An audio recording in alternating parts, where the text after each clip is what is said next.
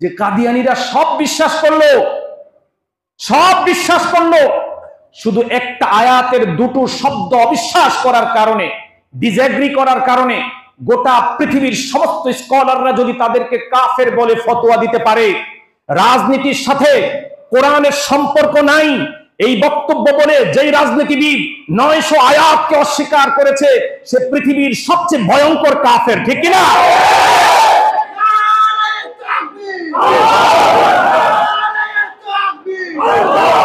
শোনেন, এসব বলতে বলতে আমাদের মুখ ব্যথা হয়ে গেছে, আমরা অস্থির হয়ে গেছি, অনেকটা চর্বিত চর্বণের মতো মনে হয় বক্তব্যগুলো। কেন? দুদিন পরেই আমাদের সমাজের মধ্যে বিশাল এক কলামিস্ট, বিশাল এক সাহিত্যিক, বিশাল এক রাজনীতিবিদ এমন একটি বক্তব্য তিনি তার বক্তৃতার মাঝে ছেড়ে দেন, বের হয়ে যায় অসতর্কতা বশত, কিংবা ওই যে আরবিতে বলে কুল্লু ইনাইন ইয়াতারাশাহু বিমা ফিহি, যতই চাপা দিয়ে রাখেন প্রত্যেক পাত্র উপর করলে তার ভিতর থেকে তাই বের হবে যা তার ভিতরে জমা আছে, ঠিক কিনা? তো মাঝে মধ্যেই নাম করা শীর্ষ পর্যায়ের রাজনীতিবিদ, বাবারে বাবা কত কিছু জানে, কত জ্ঞান বিতরণ করে, সাহিত্যিক, লেখক, সাংবাদিক, বুদ্ধিজীবী, যারা এই সমাজের মধ্যে বিভিন্নভাবে মানুষের মধ্যে জ্ঞানী হিসাবে প্রতিষ্ঠিত হয়েছে, এই মানুষগুলো হঠাৎ করে একটা লাইন তার মুখ থেকে বেরিয়ে যায় যার দুর্গন্ধে গোটা মুসলিম সমাজ কলুষিত হয়।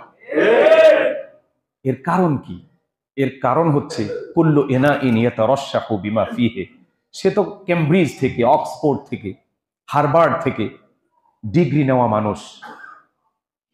কেমব্রিজ, হার্ভার্ড, অক্সফোর্ডে তো ইসলাম বিষয়ে, কোরআন সুন্নাহ বিষয়ে প্রাজ্ঞ বিজ্ঞ কোনো আলেম তৈরি করে না,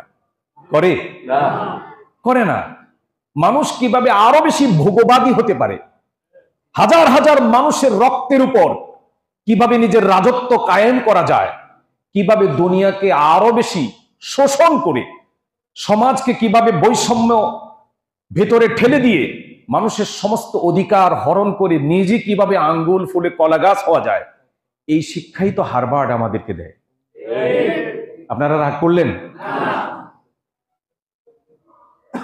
যদি তাই না হতো, এতটুকুন শিক্ষিত একটা মানুষ এই বাংলাদেশকে, যারা বাংলাদেশের মানুষের জীবনে যারা দুঃখ দুর্দশার 1 নাম্বার কারণ, যারা এদেশের মানুষের জমানো কষ্টার্জিত টাকাগুলো মেরে দিল, নিজের দেশেও রাখলো না, তারা এটাকে বিদেশে পাচার করে বেগম পাড়া গড়ল, তারা হাজার হাজার মানুষের খুনের সাথে সম্পৃক্ত হলো, মানুষের ন্যায্য মৌলিক অধিকারগুলো কেড়ে নিল, মানুষকে ভোট দিতে দিল না, মানুষকে কথা বলতে দিল না, মানুষের মত প্রকাশের স্বাধীনতা হরণ করলো।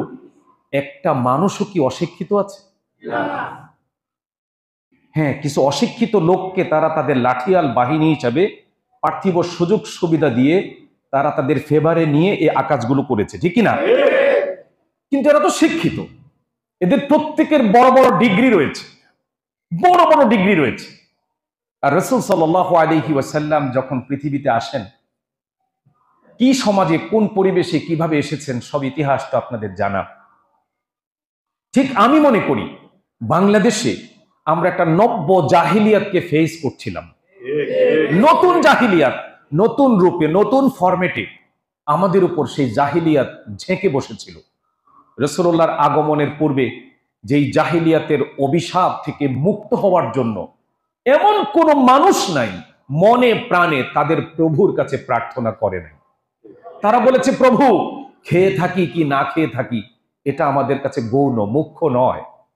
আমাদেরকে শুধু এই শোষণ, এই বঞ্চনা, এই জুলুম, এই অবিচার, এই বৈষম্যের হাত থেকে আমাদেরকে মুক্ত করতে পারে এমন একজন রাহবার আমাদেরকে দান করো। লোকেরা বলেছিল, আল্লাহ রাব্বুল আলামিন বলেন, ওয়াকুনতুম আলা শাফা হুফরাতিম মিনান নারি ফাআনকাযাকুম মিনহা। আল্লাহ নিজেই বলেন, জাহিলি যুগে, ইসলাম আসার পূর্বে পৃথিবীর মানুষের অবস্থা এত শোচনীয়, এত করুণ হয়ে গিয়েছিল, মানুষগুলো ধ্বংসের একেবারে কিনারায়, নদীর ভাঙ্গল কুলের শিকড়বিহীন কলা গাছের মতো তাদের অবস্থা হয়ে গিয়েছিল।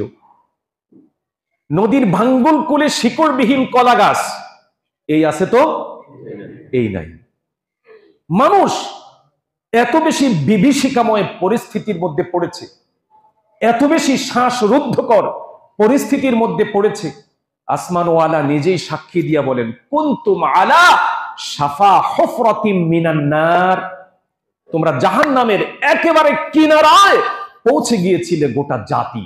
ফাআনকাযাকুম মিনহা, আর সেই মহান প্রভুই তোমাদেরকে সেই অসুস্থ, পীড়িত, ধ্বংসাভিমুখী একটি সমাজ থেকে তোমাদেরকে ফিরিয়ে মুক্তির স্বাদ আস্বাদন করিয়েছেন।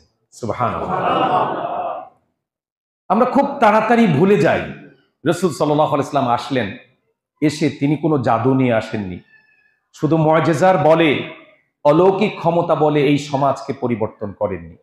আমরা দেখলাম রাসূলকে আল্লাহ পাক প্রেরণ করেছিলেন সর্বপ্রকার সামাজিক, রাজনৈতিক, অর্থনৈতিক বৈষম্য থেকে, জুলুম থেকে, দুঃশাসন থেকে জাতিকে মুক্ত করে ন্যায় ইনসাফ পূর্ণ একটি চমৎকার সমাজ পৃথিবীবাসীর সামনে তুলে ধরবার জন্যই আল্লাহ তাআলা প্রেসক্রিপশন দিয়ে রাসূলকে পৃথিবীতে প্রেরণ করেছেন।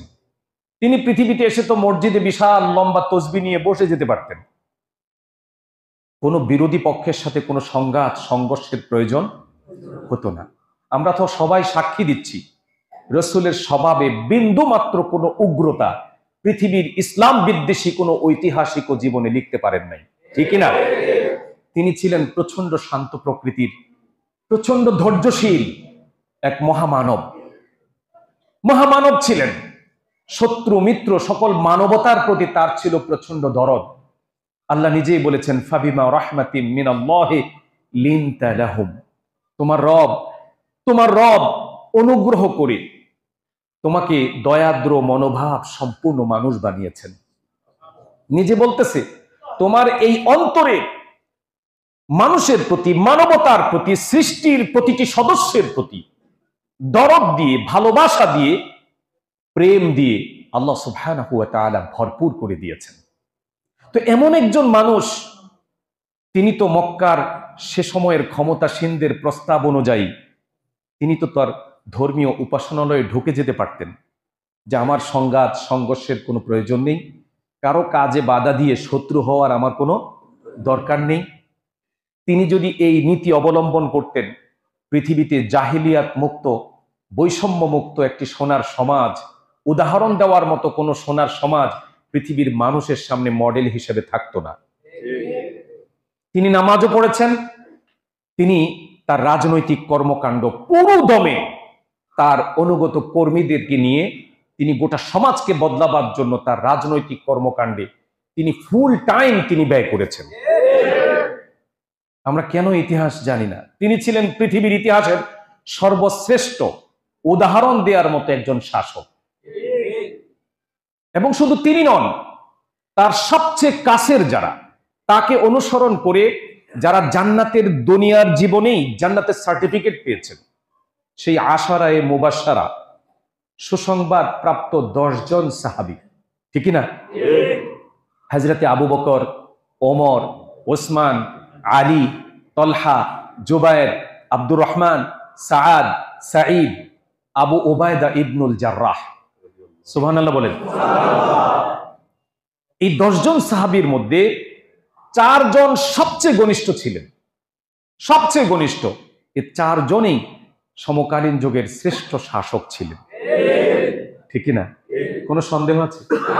এই ইতিহাসকে কেউ বিকৃত করতে পারে? তাদের চরিত্র কেমন হয়েছিল? আল্লাহ রাসূল নিজেই বলেন, as-sahabi kan-nujum bi-ayyihim ihtadaytum।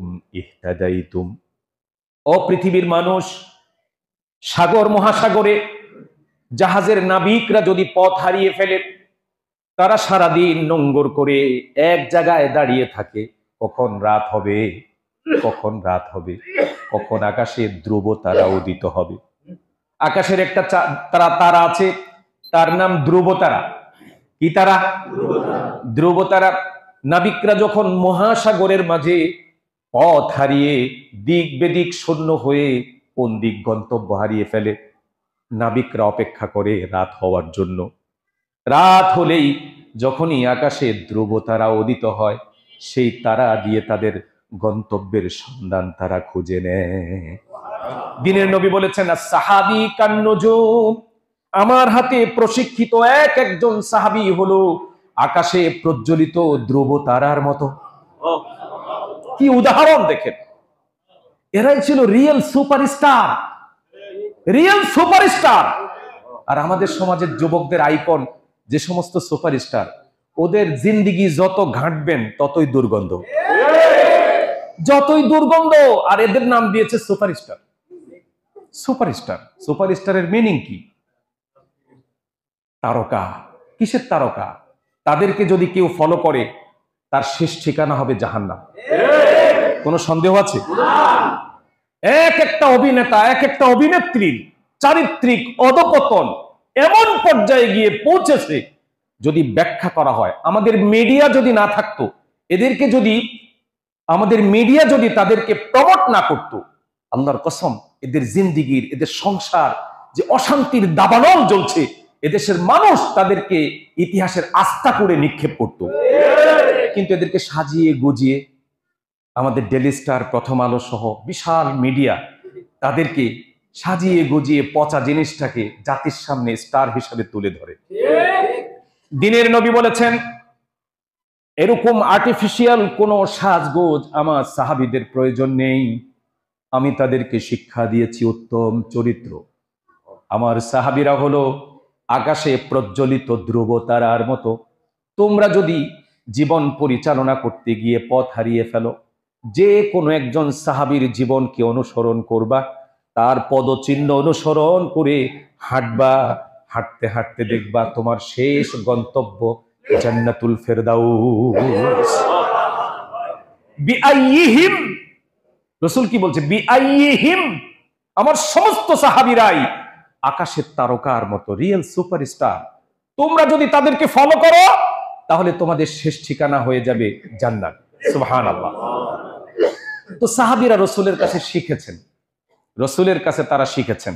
সাহাবীদের মুখের কথাগুলো, সাহাবীদের মুখের কথাগুলো হাদিসের কিতাবগুলোতে বর্ণিত রয়েছে। একটি বক্তব্য নেই যে কোরআন এবং সুন্নাহর সাথে কন্ট্রাডিকশন হয়। আছে? কেন হয় না? কারণ তার উস্তাদ ছিল রাসূলুল্লাহ সাল্লাল্লাহু আলাইহি ওয়াসাল্লাম এবং তাদের পাঠ্যসূচির কিতাব ছিল কোরআন আল কারীম।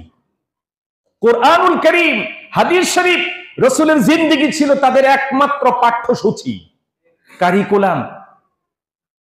আবু বকরের মতো শাসক পৃথিবীতে আর কেউ কোনোদিন কল্পনা করতে পারবে না। ওমরের মতো শাসক কেউ কোনোদিন কল্পনা করতে পারবে না। তারা কোন পলিটিক্যাল ইউনিভার্সিটি থেকে তারা ডিগ্রি নিয়েছিল? তারা মসজিদে নববীতে কোরআন শিখেছে, কোরআন শিখেছে। অথচ দেখুন, বেশিরভাগ মানুষ আমাদের এই দেশে মুসলমান। কি বলবো, আজকে আমাদের কোরআন ওয়ালাদের যুদ্ধ কোনো ইহুদি খ্রিস্টান নন মুসলিমের সাথে নয়, হিন্দু বৌদ্ধ খ্রিস্টানের সাথে নয়। আমাদের সাথে আমাদের যুদ্ধ হচ্ছে মুখোশধারী তথাকথিত কিছু মুসলমানের সাথে। তারাই নতুন নতুন কিছু কথা বলে, তাদের বক্তব্য থেকে চরম দুর্গন্ধ বের হয়, যা কোরআনের সাথে একটা সাংঘর্ষিক অবস্থা তৈরি করে এদেশের মানুষকে তারা দারুণভাবে বিভ্রান্ত করে ফেলে যে আমরা কোন দিকে যাব, আমাদের নেতার কথা শুনবো না কোরআনের কথা শুনবো। আমরা যদি নেতার কথা শুনি তাহলে কোরআন থাকে না, আর কোরআনের কথা শুনলে নেতার অস্তিত্ব থাকে না। ঠিক না? এখন সিদ্ধান্ত আপনাদেরকে নিতে হবে। আপনারা কি করবেন, কোথায় যাবেন, কোন দিকে যাবেন, এই সিদ্ধান্ত নেওয়ার এখনই উপযুক্ত সময়। ধর্মীয় বিষয়ে আমাদের বড় বড় নেতাদের জ্ঞানের গভীরতা কত বেশি, তার উদাহরণ হিসেবে একটি উদাহরণ দিতে চাই। মুসলমানদের সবচেয়ে বড় ধর্মীয় উৎসবের নাম কি? আপনারাও জানেন না? না, মুসলমানদের ধর্মীয় উৎসব দুইটা, একটা ঈদ উল ফিতর আর একটা ঈদ উল আজহা। তার মধ্যে সর্ববৃহৎ ধর্মীয় উৎসবের নাম হচ্ছে ঈদ উল ফিতর। এই ঈদ উল ফিতর দুদিন পর ঈদ মাঠগুলো প্রস্তুত, সমস্ত ঈদ মাঠগুলো প্রস্তুত। যেহেতু মুসলমানের দেশ, সেই হিসাবে বাধ্য হয়ে হলেও বছরে একদিন নামাজ পড়তে হবে। এজন্য ঈদ মাঠগুলো বিভিন্ন সুন্দর করে রাষ্ট্রীয় বাহিনীরাও সাজায়, জাতীয় ঈদগাহ নামাজিদের জন্য প্রস্তুত। মন্ত্রী মহোদয় আসলেন, ঈদের মাঠ ভিজিট করলেন, সাংবাদিকরা জিজ্ঞেস করলো কেমন দেখলেন প্রস্তুতি। তিনি বলছেন সব প্রস্তুতি শেষ, আগামীকাল যথাসময়ে পবিত্র ঈদ উল ফিতরের নামাজের জানাজা অনুষ্ঠিত হবে। কার জানাজা? কথা বলেন না, কার জানাজা? পাশ থেকে ডান বাম থেকে যারা দাঁড়িয়ে আছে তাদের মধ্যে একটা খটকা লাগলো, নেতায় কয় কি, নেতায় কি কয়। টিপাটিপি করলো অনেকে, কিন্তু যতই টিপো কইছি ওই ঈদ উল ফিতরের নামাজের জানাজা হবেই হবে। ধর্মীয় বিষয়ে এত বড় ব্যক্তিত্বের জ্ঞানের গভীরতা, এটা পুরা মুসলিম মিল্লাতের জন্য, 18 কোটি মুসলমানের জন্য প্রচন্ড রকমের লজ্জা, ঠিক না? প্রচন্ড রকম লজ্জার, বিব্রত হওয়ার। এই মিডিয়ায় যেহেতু মন্ত্রীর বক্তব্য, প্রেস এটাকে প্রকাশ করেছে, গোটা পৃথিবীর সমস্ত মুসলিম উম্মার কাছে এই বক্তব্য চলে গেছে। তারা বুঝতে পেরেছে যে বাংলাদেশের তথাকথিত ধর্মপ্রাণ মানুষরা কি পরিমাণ ধর্মীয় ব্যাপারে সজাগ, যে তাদের ঘাড়ের উপরে স্টিয়ারিং এ বসে আছে এমন এক অপদার্থ যিনি ঈদ উল ফিতরের নামাজের জানাজা পড়ার জন্য প্রস্তুতি নিয়ে বসে আছে। আর কত আন্তর্জাতিক পরিমণ্ডলে আমাদেরকে ছোট করবেন, আর কত ছোট করবেন, যাদের ইসলাম সম্পর্কে ন্যূনতম কোনো আইডিয়া নাই, যারা কোরআনের তিলাওয়াত জানে না, যারা কোরআনের তাফসীর জানে না, যারা ইসলাম রাসূল সম্পর্কে, ইতিহাস সম্পর্কে ন্যূনতম কোনো জ্ঞান নেই। আমি বিশ্বাস করি কোন মুসলমানের নেতৃত্ব দেওয়ার নৈতিক অধিকার তাদের নাই, ঠিক না? কোন মুসলমানের নেতৃত্ব দেওয়ার নৈতিক অধিকার তাদের নাই। যদি মুসলমানের নেতা হতে হয়, বয়স্কদের কোরআন শিক্ষার ক্লাসে ভর্তি হও। ক্যামব্রিজ থেকে, অক্সফোর্ড থেকে, হার্ভার্ড থেকে ডিগ্রি নিয়ে এসেছো, অসুবিধা নেই, সমস্যা নেই। তুমি নেতা হতে পারবে না কোনোদিন, এই কথা আমরা বলি না। তবে মুসলমানের নেতৃত্ব দেওয়ার জন্য অন্তত ইসলাম সম্পর্কে ন্যূনতম আইডিয়া অর্জন করা তাদের জন্য ফরজ। আর আমাদের উচিত এই জাতীয় কুলাঙ্গার টাইপের লোকদেরকে, যারা কোরআন সম্পর্কে তিলাওয়াতে জানে না, আরো দুর্ভাগ্য কি জানেন, তারা মিডিয়ার সামনে চ্যালেঞ্জ ছুড়ে দেয়, ইসলামিক স্কলারদেরকে চ্যালেঞ্জ করে যে আসেন, কে বসবেন আমার সাথে। কোন এমবিবিএস ডাক্তারকে, কোন এফসিপিএস, এফআরসিএস করা কোন ডাক্তারকে চ্যালেঞ্জ দিয়ে মলম বিক্রি করতে দেখছেন আপনারা?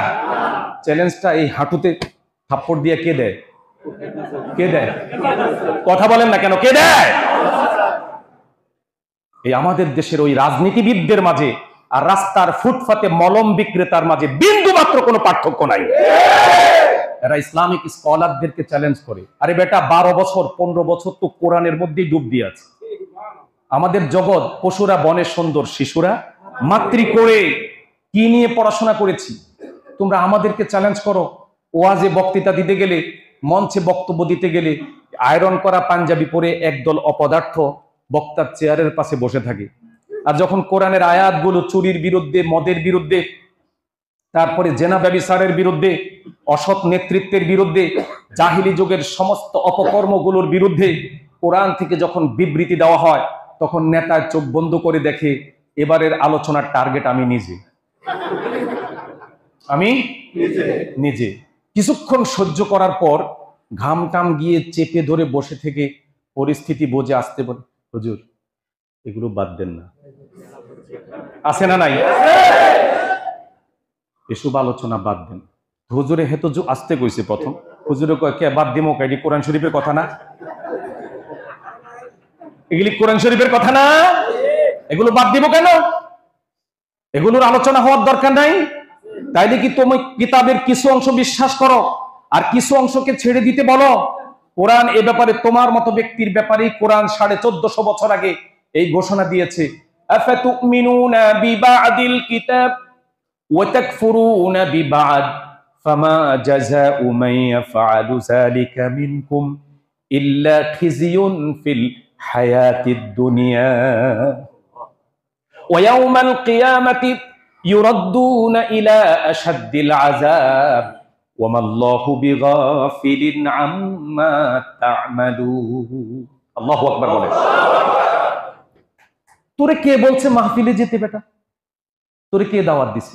তুই রাজনৈতিক ব্যক্তিত্ব, রাজনীতি করস, মানুষকে বোকা বানিয়ে ধোকা দিয়ে খাস, খা। তো কোরআনের মঞ্চে তোরে কে ইনভাইট করেছে? কোরআনের মঞ্চে ইনভাইট করলেও তো তোর মঞ্চে ওঠা উচিত হয় নাই, কারণ তুই তো জানোস তুই কে। কোরআন সুন্নাহ সম্পর্কে তোর ন্যূনতম কোনো অভিজ্ঞতা নাই। বক্তা যখন বলল এগুলো চলবে, পরে আবার বলে কোরআন হাদিস থেকে কথা কন, কোরআন হাদিস থেকে। তো বক্তা কয় কোরআন হাদিসে কি আছে না আছে আপনি জানেন? কোরআনে কি আছে বলেন, সূরা ফাতিহাটা বলেন। আউযু বিল্লাহির রহমানির রহিম, বিসমিল্লাহি মিনাশ শাইতানির রাজিম। আমি বাস্তব কথা বলতেছি আপনাদেরকে এমনি এমনি বলছি না কথাগুলো, দুঃখে কলিজা রঙিন হয়ে যায়। আমাদের ভারাক্রান্ত হৃদয় নিয়ে আমাদেরকে দাঁড়াতে হয়। কাকে আপনারা সাপোর্ট দিচ্ছেন? শুধু দুইটা টোস্ট বিস্কুট আর 1000 টাকার জন্য? এদেশের মানুষের কপাল খারাপ। রাস্তায় দেহ ব্যবসা করে, সাজুগুজু করে বিভিন্ন হোটেলে সময় দেয়। এই সমস্ত মেয়েগুলোকে পর্যন্ত আমাদের আইন প্রণেতা, পার্লামেন্টারিয়ান বানানো হয়েছে। আর আমাদেরকে বলা হয়েছে আপনারা মসজিদে থাকেন, ধর্ম নিয়ে কথা বলেন, রাজনীতিতে হস্তক্ষেপ করবেন না। আমাদের নবী যদি রাজনীতিতে হস্তক্ষেপ না করতেন, এই কোরআন শরীফ হাতে নিয়ে বলছি, কোনদিন এটা ছাড়া যদি জান্নাতে যাওয়া যেত, আল্লাহর কসম কোনদিন আমাদের মুখ থেকে এ বিষয়ে কোনো বক্তব্য আপনারা শুনতেন না। রাসূল পৃথিবীতে এসেছে মানুষের কান্না, মানুষের দোয়া, মানুষের আহাজারির জবাবে রাসূল পৃথিবীতে এসেছে। মসজিদে বসে তাসবিহ টিপার জন্য আল্লাহর নবীকে আল্লাহ তাআলা পাঠান নাই। আল্লাহর কসম, দেখুন ইতিহাস। মসজিদে বসে শুধু তাসবিহ টিপার জন্য আর মানুষের ড্রেস চেঞ্জ করার জন্য রাসূল পৃথিবীতে আসেন নাই। রাসূল পৃথিবীতে এসেছে এই সমাজকে পুরোপুরি ভেঙ্গে গুঁড়ো গুঁড়ো করে নতুন করে আবার তৈরি করার জন্য। চিন্তা করুন, আমরা তো ভুলে গেছি। ভুলে যাই কেন? আমাদেরকে ভুলায় দেয় কেন জানেন? এই 24-এর চেতনাকে ভুলিয়ে দিতে চায় একটা গ্রুপ, আমাদের মধ্যেই তারা লুকিয়ে আছে। আধিপত্যবাদের সবচেয়ে বড় সফলতা কোথায় জানেন?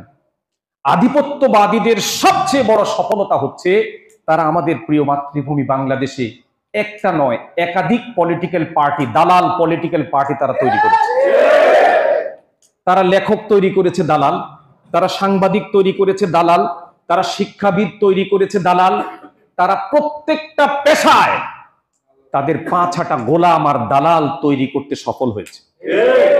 এখন মেইন বিশ্বাসের জায়গাটি তাদের ধ্বংস হয়ে গেছে, এটা সত্য। কিন্তু তাদের পেইড এজেন্ট দালালগুলো এদেশ থেকে বিতাড়িত হয়নি। এজন্য হাজার হাজার মানুষ প্রাণ দিল। আমরা জানি কি যাতনা বিষে, বুঝি বেশে কিসে, কবু আসি বিষে ধ্বংসিনী যারে। এই ফ্যাসিজমের টার্গেটে যিনি সরাসরি আক্রান্ত হন নাই, তারা বুঝবেন না ফ্যাসিজম কি জিনিস। 3টা বছর নিজের দেশে জন্ম নিয়ে, নিজের এই মসজিদে স্টুডেন্ট লাইফ থেকে শুরু করেছি খুতবা দেওয়ার। 3টা বছর এই মিম্বরে তো আসতেই পারি নাই, এলাকায়ও ঢুকতে পারি নাই। তাহলে আমরা তো কিছুটা হলেও সাফারার। আপনারা যে যাই বলুন, এই দেহে প্রাণ থাকবে যতদিন, ফ্যাসিজমের প্রতি আমাদের তীব্র ঘৃণা থাকবে ততদিন, ঠিক না? এই ঘৃণা লিখুনি দিয়ে, কোন সাহিত্যিক লিখুনি দিয়ে এই ঘৃণা বাংলাদেশের মানুষের মন থেকে মুছে দিতে পারবেন না। বরং নতুন করে আমরা অপেক্ষায় আছি। নতুন দালাল কারা? নতুন দালাল।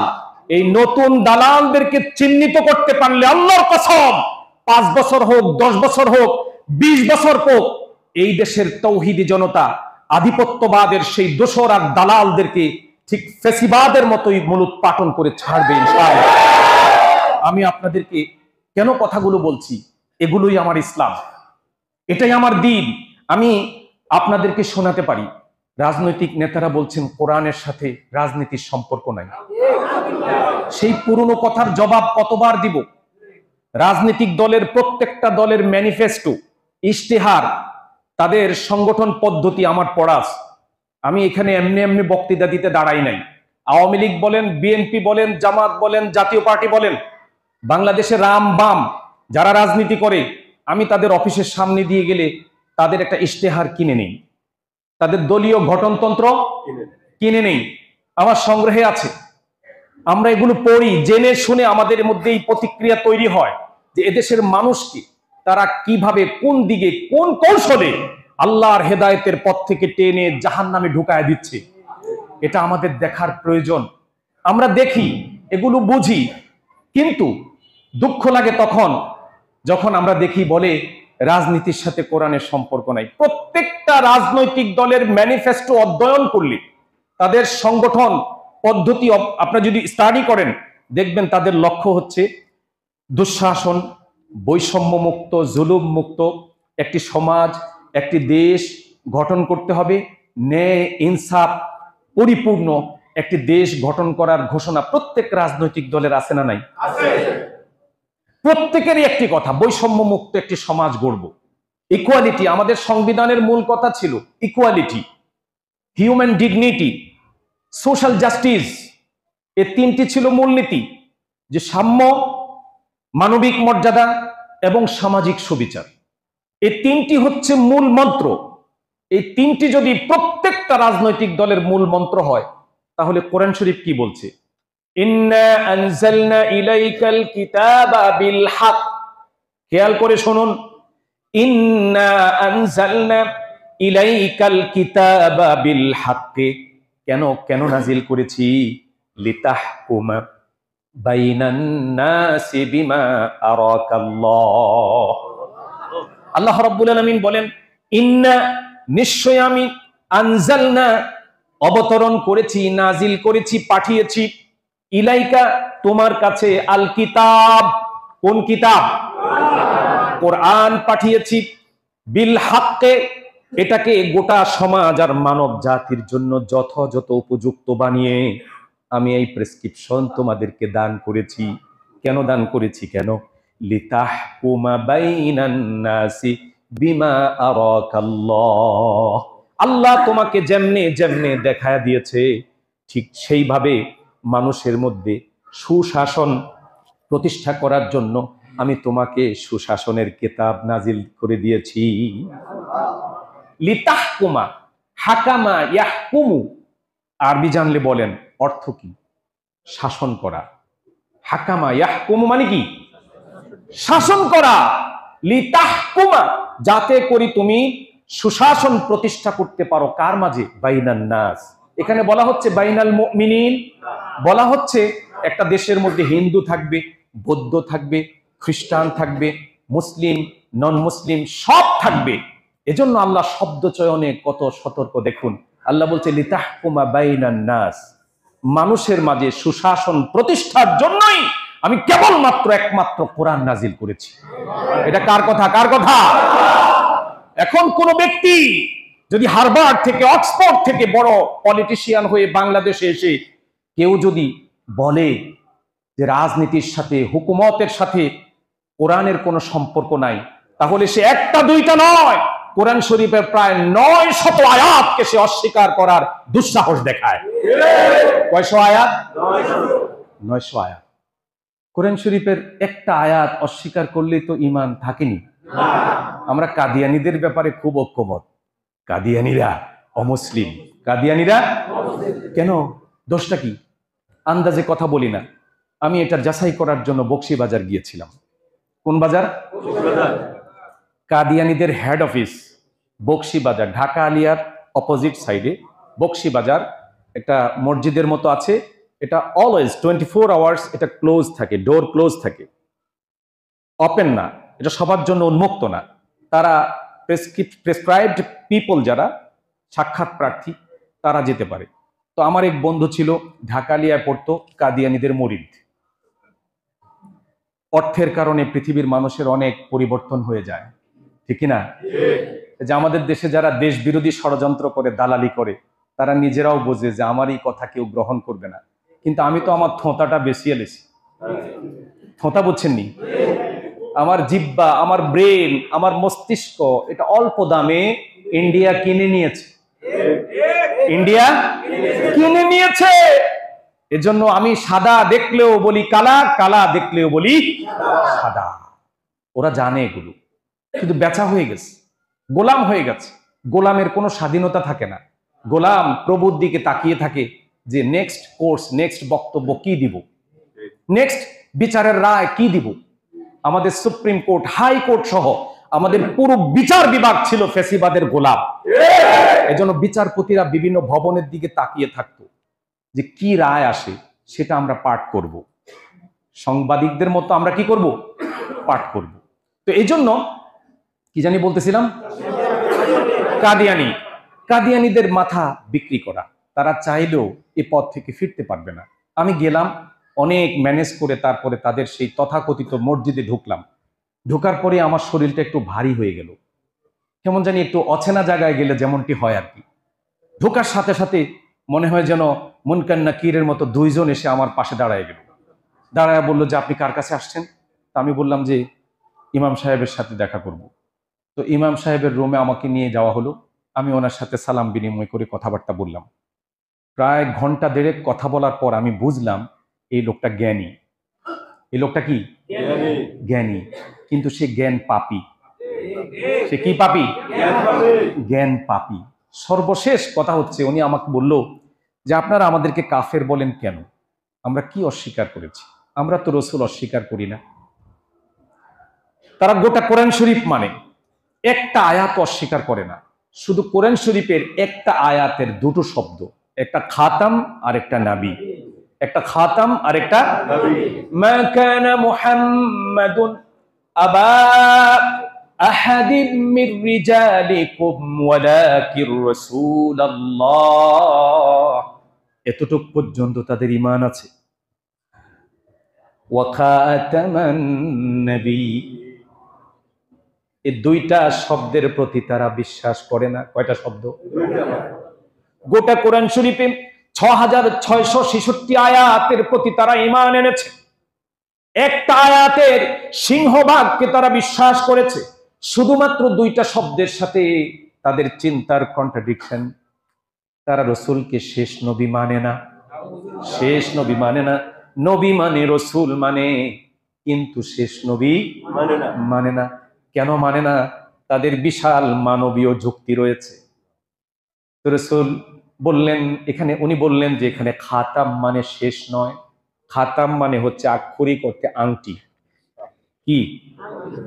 একটা ফাইল কমপ্লিট করার পর, ফাইল সব শেষ করার পর রাসূলুল্লাহর হাতে থাকা আংটি দিয়ে চাপ দিয়ে দিতেন, মানে এটা আর খোলা যাবে না।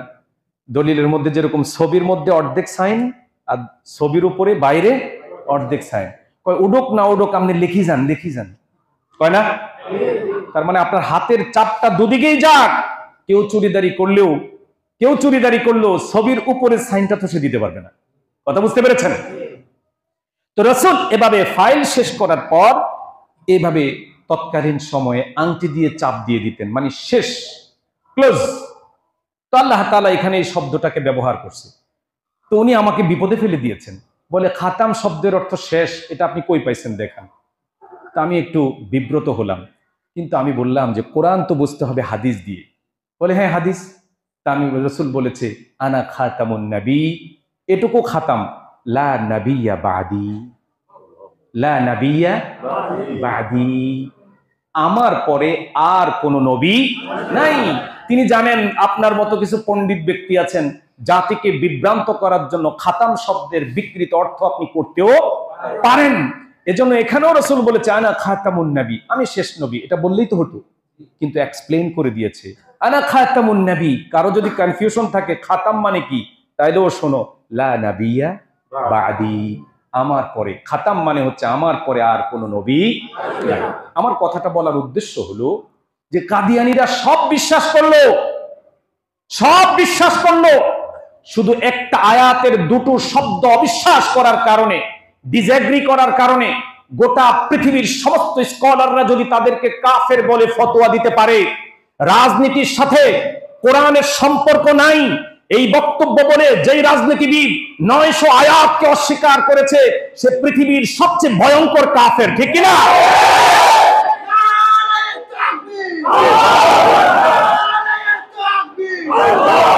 শুনেন, তাইলে এই জিনিসগুলো আপনারা মাথায় নিতে হবে। আল্লাহর ওয়াস্তে আমি সবসময় একটা কথা বলি, if you want to enter the paradise, আজকে আমরা এখানে আসছি, আমাদের প্রত্যেকটা মানুষের লক্ষ্য হলো আমার শেষ ঠিকানাটা যেন জান্নাত হয়, ঠিক কিনা বলেন?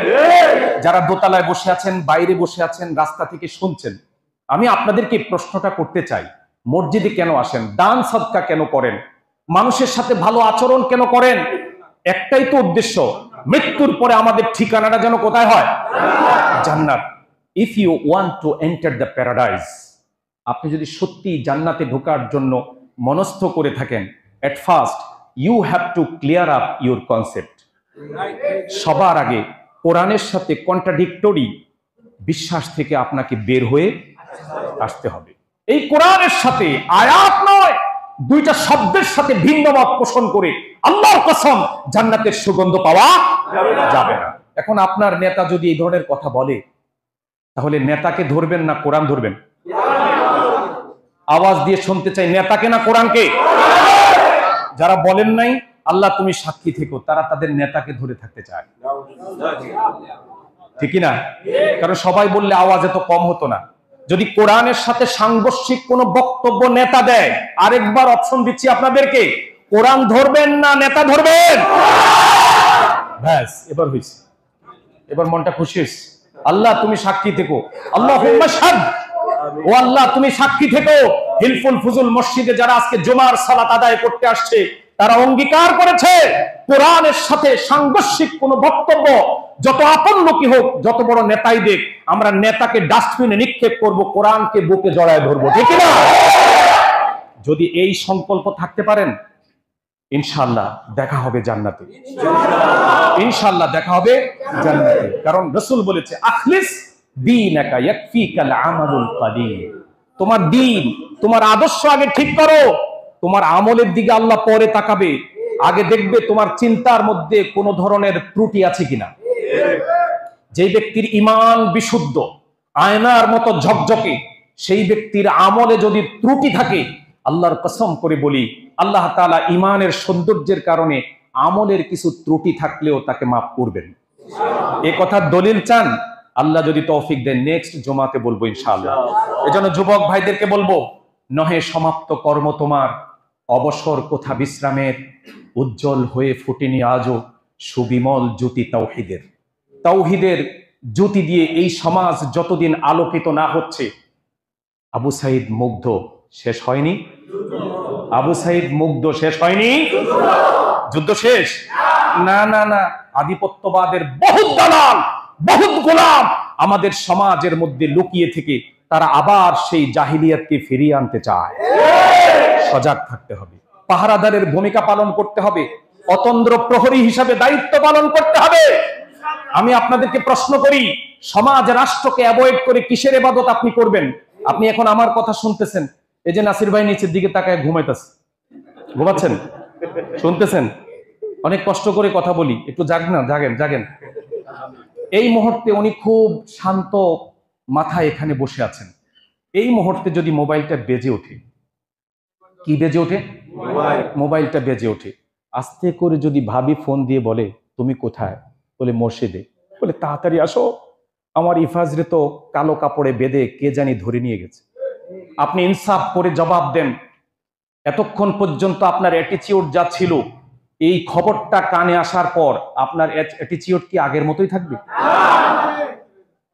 আপনি তো আর নামাজ পড়তেই পারবেন না, আপনার শরীর কাঁপবে। আর আমি যদি একটু সূরা লম্বা লই, আমার অভিশাপে শেষ।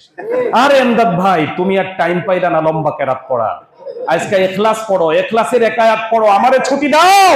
আমার কলিজার টুকরা সন্তানকে কালো কাপড়ে বেঁধে কে নিয়ে গেছে? গুম করে ফেলেছে, খুন করে ফেলেছে। সুতরাং বাহিরের জগৎকে অশান্ত রেখে কেউ যদি বলে নিরিবিলি শান্ত চিত্তে মসজিদে ইবাদত করবে, ওর মতো মিথ্যাবাদী আর নাই, ঠিক না? আসুন, সমাজ বাদ দিয়ে, দেশ বাদ দিয়ে মসজিদ নয়, মসজিদে এসেছি আমরা ট্রেনিং নেওয়ার জন্য। This place training centre. এটা হচ্ছে ট্রেনিং সেন্টার, আমরা অ্যাপ্লাই করব আমাদের বাস্তব জীবনে, ঠিক কি না? পাহারাদার এখনকার বাংলাদেশের সবচেয়ে বড় তাওহীদবাদীদের এক নম্বরের ডিউটি আধিপত্যবাদ সাম্রাজ্যবাদীদের যে সমস্ত সেবাদাস আর দালালগুলো আমাদের সমাজে লুকিয়ে আছে এদেরকে আইডেন্টিফাই করা, চিহ্নিত করা।